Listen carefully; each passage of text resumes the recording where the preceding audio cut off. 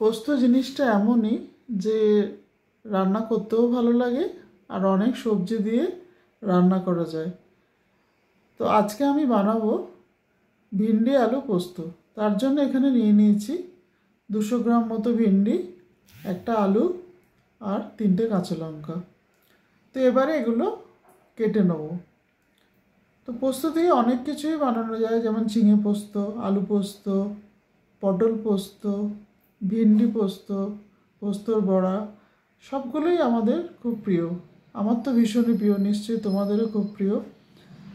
তো সেই জন্য আলুটাকে কেটে নিচ্ছি। প্রথমে আলুটাকে লম্বা করে কেটে নেব, কারণ এই ধরনের রান্নায় একটু সবজিগুলো বড় বড় থাকলে ভালো হয়। ভেন্ডিটাও ওরকম বড় করে কেটে নিয়েছি, আর লঙ্কাগুলোকে চিড়ে নেব। সবজি দেখছো আমার কাটা হয়েই গেছে। এবার পোস্তটা বেটে নিতে হবে, তারপর রান্না করার পালা। তো হয়ে গেছে আমার সমস্ত সবজি রেডি। এইবারে দিয়ে দেবো এর মধ্যে বড় চামচের 2 চামচ পোস্ত। 1 চামচ দিলাম আর 1 চামচ দেবো। এটা দেওয়ার পর 3 মিনিট একটু মিক্সিটা ঘুরিয়ে নেব, যাতে খুব ভালো করে গুঁড়ো হয়ে যায়। এইবারে এর মধ্যে জল দেবো। ওই চামচেরই 3 চামচ এর মধ্যে জল দেবো। জল দেওয়ার পর মিক্সিটা আর একবার ঘুরিয়ে নেব, যাতে পেস্টটা খুব ভালো করে হয়ে যায়।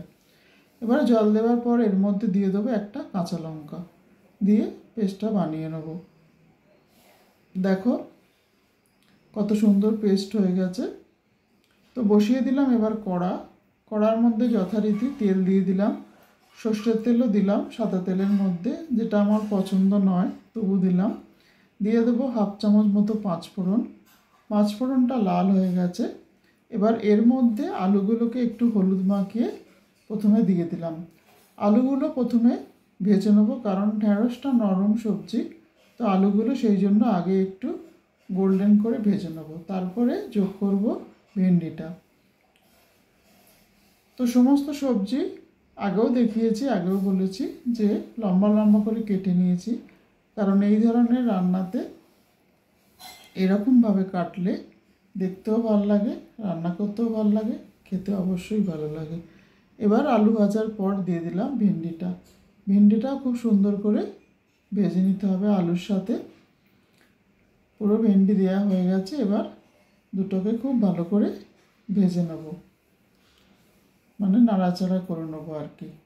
খুব বেশি যে ভাজা হবে একদম তা নয়, কিন্তু যতটা ভাজা দরকার ঠিক ততটা ভেজে নিতে হবে। দিয়ে দেবো একটা ঢাকা, যাতে সবজিটা নরম হয়ে যায় একটু। এবারে এর মধ্যে মশলাগুলো দেবো। আগেই বলেছি মশলা তো খুব একটা বেশি লাগে না, খুব কম মশলাই লাগে, তাও সেগুলো এখন যোগ করে নেব। দিয়ে দেবো এর মধ্যে নুন তোমরা প্রয়োজন মতো দেবে, যার যেরকম লাগে। আর দিয়ে দেবো 1/2 চামচের একটু কম হলুদ, আর দিয়ে দেবো 1/2 চামচ লঙ্কা গুঁড়ো। এই 3টে দিয়ে এখন খুব ভালো করে সবজিটার সঙ্গে মিশিয়ে নেব। দিয়ে দিলাম চিড়ে নেওয়া কাঁচা লঙ্কাটা। এবার পোস্তটা জল দিয়ে একটু গুলে নিয়ে ঢেলে দেবো। জল দিয়ে গুলে নেওয়ার কারণটা হচ্ছে যাতে খুব ভালো করে মিশে যায় সহজেই। তো পোস্তটা দিয়ে এবার খুব ভালো করে নাড়াচাড়া করে সবজিটার সঙ্গে মিশিয়ে নেব। পরে জল দেবো। এখন একটু ভেজে নিই পোস্তর সঙ্গে সবজিটা। দিয়ে দেবো অল্প পরিমাণে চিনি।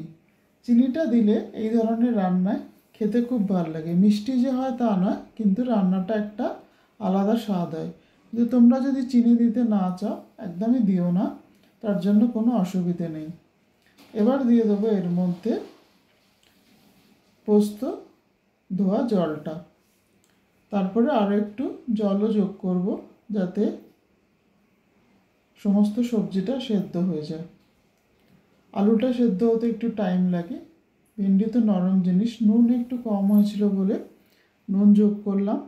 এবার এর মধ্যে দিয়ে দেবো একটা ঢাকা, সবজিটা সেদ্ধ হওয়ার জন্য। গ্যাসটা অবশ্যই কমিয়ে নেব।